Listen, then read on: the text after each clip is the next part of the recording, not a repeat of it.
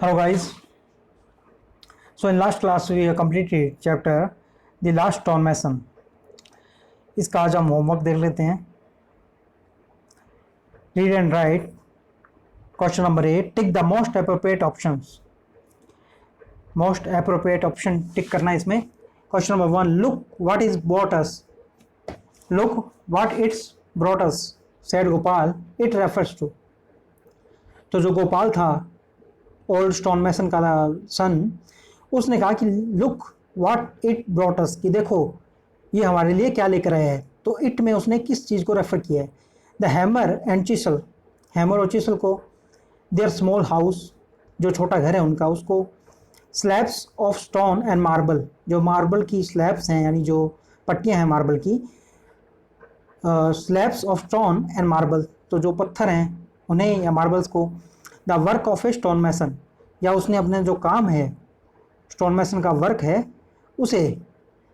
So answer is D. उसने जो stone मैसन का काम था, जो वर्क था, उसके लिए उसने कहा था कि देखो ये काम हमारे लिए क्या लेकर आए. Look what it's brought us, यानी उसमें कुछ भी पैसा नहीं है. So answer is D. Question number 2. Gopal wanted to leave his house and family because, जो गोपाल था वो अपना घर और अपना जो परिवार था उसे छोड़कर चला जाना चाहता था. क्यों? He was bored of making statues, ये रॉन्ग है. हिज फादर स्कॉल्डेड हिम, ये भी रॉन्ग है. ही felt they did not earn enough, वो ऐसा फील करता था कि वो जो कमा रहे हैं या उनकी जो भी इनकम है, अर्निंग है, वो काफ़ी नहीं है.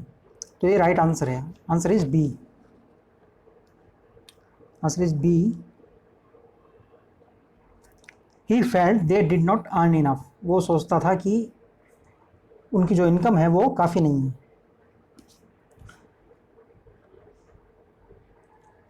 Question number 3. The old man felt the statue of Krishna was his last sculpture because, तो जो ओल्ड मैन थे वो ऐसा क्यों सोचते थे, जो ओल्ड स्टोन मैसन थे वो ऐसा क्यों सोचते थे कि जो कृष्णा का स्टेचू है या स्कल्पचर है वो उनका लास्ट होगा. ही वॉज टू ओल्ड, वो काफ़ी बूढ़े थे. ही वॉज बिकमिंग वीक, क्योंकि वो कमज़ोर हो रहे थे, वीक हो रहे थे. He had no one to help him, कोई भी उनकी मदद के लिए वहाँ पे नहीं था. ऑल ऑफ दीज अबोव, तो ये सारे रीजंस हैं. Answer is D. All of the above. Answer is D. इसलिए द ओल्ड मैन फेल्ट, इसलिए वो जो ओल्ड मैन थे, ओल्ड स्टोन मैसन, वो ऐसा फेल्ट कर रहे थे, ऐसा फील कर रहे थे कि जो स्टेचू ऑफ कृष्णा है वो उनका लास्ट स्कल्पचर यानी आखिरी मूर्ति होगी उनकी. Salim had practice the art of sculpting secretly, जो सलीम था, जो ओल्ड स्टोन मैसन मास्टर जी का जो सर्वेंट था, नौकर था, वो सीक्रेटली जो आर्ट है वो सीख रहा था, जो स्कल्पचर बनाने की आर्ट होती है. At home, in the back yard, in the बाज़ार, वो कहाँ पे सीख रहा था? घर पे, बैक यार्ड में यानी पीछे, या फिर बाज़ार में, या इन द क्वेरी, तो जो वर्कशॉप होती है क्वेरी. Answer is D. वो वहाँ पे जो स्कल्पचर बनाने की आर्ट थी वो सीक्रेटली प्रैक्टिस कर रहा था, वो उसे वहाँ पे सीख रहा था, in the query. So answer is D. Choose word from the box to describe the characters, write them against the correct names. So Gopal था, इनमें से वर्ड हमें चूज करने हैं. ट्रेडिशनल, ट्रेडिशन होता है जो पुराने ख्यालों के हों. केयरिंग होता है जो काफ़ी केयरिंग हो, काफ़ी ख्याल रखने वाला हो. इम्पेशंस मीन्स होता है जिसमें बिल्कुल भी पेशेंस ना हो, बिल्कुल भी धैर्य ना हो. डेडिकेटेड मीन्स अपने जो काम के प्रति बिल्कुल डेडिकेटेड, बिल्कुल समर्पित. एम्बिशियस होता है जो काफ़ी महत्वाकांक्षी हो, जिसके एम्बिशन बड़े बड़े हों, बड़े बड़े सपने हों जिसके. इंस्पायर्ड मीन्स किसी से इंस्पायर हो जाना, किसी से प्रभावित हो जाना, किसी को देख के मोटिवेटेड हो जाना. सिंगल माइंडेड मीन्स जिसका दिमाग एक ही तरीके से प्रॉफिट के लिए चल रहा हो या बिल्कुल सिंगल माइंडेड हो. डिटरमाइंड मीन्स जो एकदम डिटरमाइंड हो किसी काम के लिए, बिल्कुल डेडिकेटेड, उसका काम जो फिक्स, उसका गोल फिक्स हो, एकदम डिटरमाइंड. काइंड हार्टेड मतलब जिसका जो दिल हो वो बड़े दिल वाला हो, दयालु हो, काइंड हार्टेड हो, उसका हार्ट में दया हो, काइंडनेस हो. सेल्फिश मीन्स होता है जो काफ़ी सेल्फिश हो, यानी किसी अपना फ़ायदा नुकसान देखता हो बस. बिल्कुल सेल्फिश, अपने बारे में सोचता हो जो। गिफ्टेड होता है जो टैलेंटेड हो काफ़ी, जिसे गॉड गिफ्ट हो। गिफ्टेड मीन्स जिसके अंदर टैलेंट हो नेचुरली, भगवान का दिया हुआ। Born with a talent means gifted. So Gopal इनमें से क्या था? गोपाल इनमें से इम्पेशंस था, सेल्फिश था, क्योंकि वो अपने फादर को छोड़ के चला गया था, तो वो गोपाल सेल्फिश भी था। इम्पेशंस था यानी उसमें धैर्य की बिल्कुल भी कमी थी, वो पैसा कमाना चाहता था जल्दी से जल्दी, तो उसमें बिल्कुल भी पेशेंस नहीं था बिल्कुल भी। और वो सेल्फिश इसलिए था कि वो अपने फादर को छोड़ के चला गया था जो कि बूढ़े थे, और वो सिंगल माइंडेड था कि वो पैसा कमाने के लिए, उसका जो माइंड था वो सिर्फ पैसा देख रहा था, सिर्फ मनी देख रहा था वो। उसने देखा कि जो एस्ट्रेज हैं, जो कप प्लेट्स हैं, उनमें ज़्यादा पैसा है, तो वो आगरा चला गया पैसा कमाने के लिए। मास्टर जी क्या थे? मास्टर जी ट्रेडिशनल थे, यानी प्योर पुराने ख्यालों के थे। वो देखते थे कि सिर्फ पैसा ही सब कुछ नहीं होता, हम गॉड की सेवा कर रहे हैं, भगवान की सेवा कर रहे हैं, जो मूर्तियाँ बनाने का काम है ये एक काफ़ी अच्छा काम है, इससे हम भगवान की सेवा भी कर रहे हैं। तो वो ट्रेडिशनल थिंकिंग थी उनकी, और वो डेडिकेटेड थे अपने काम के प्रति, वो काफ़ी डेडिकेटेड थे। अपने बेटे के चले जाने के बाद भी वो लगे हुए थे काम में, तो वो डेडिकेटेड थे बिल्कुल।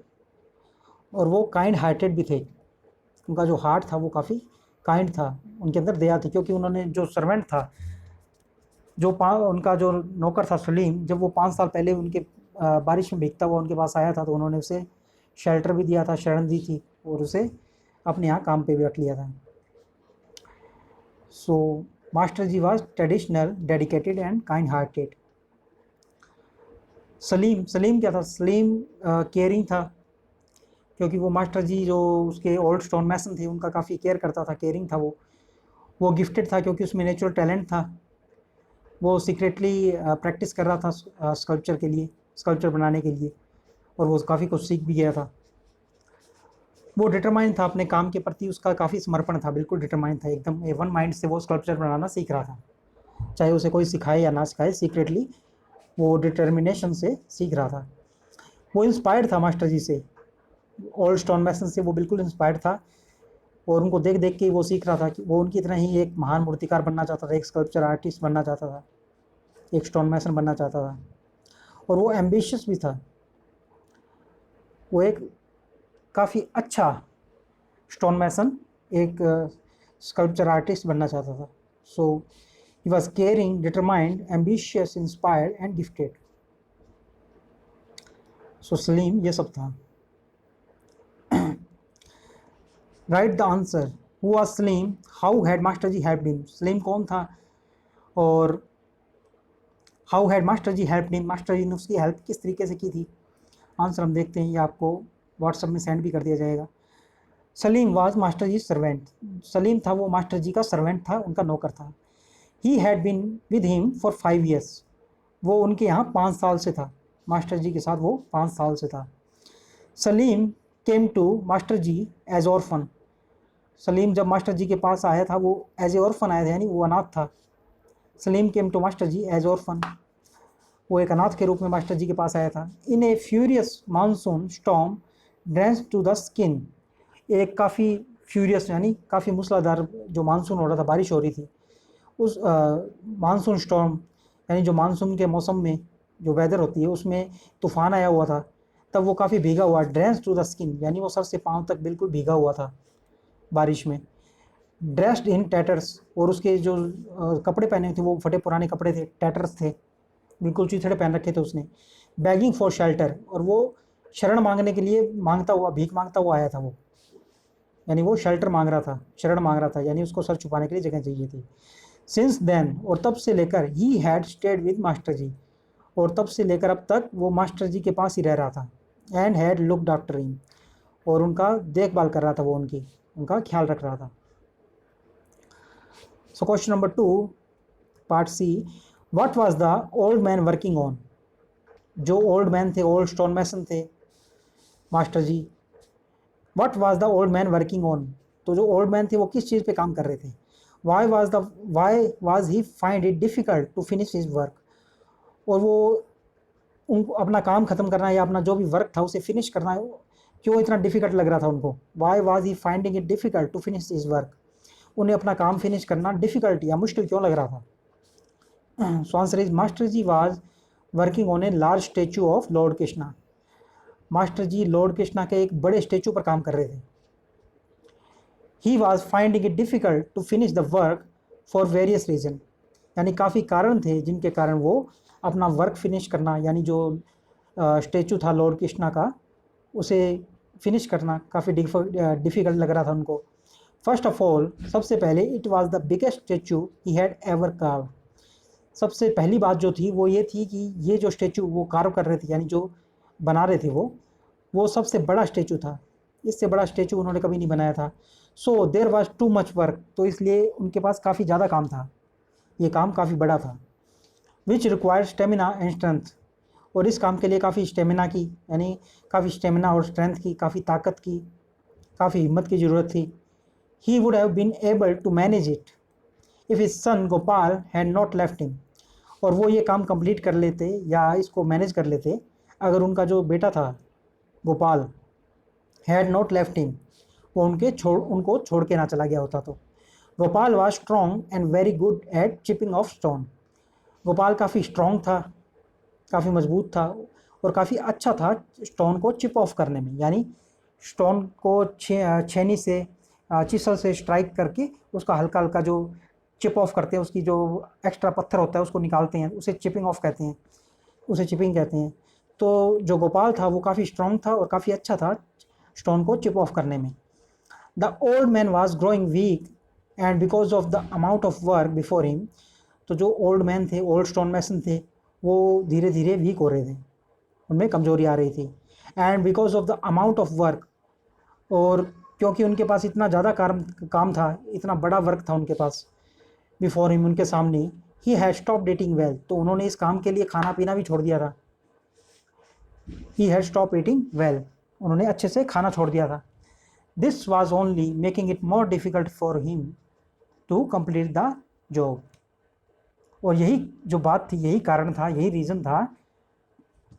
This was only making it more difficult, और ये बात उनके लिए काफ़ी मुश्किल कर रही थी जो जॉब था उसे कंप्लीट करना, या वर्क को उनके लिए डिफ़िकल्ट बना रही थी ये चीज़, ये बात। सो ये आप होमवर्क करेंगे and we will continue in next video.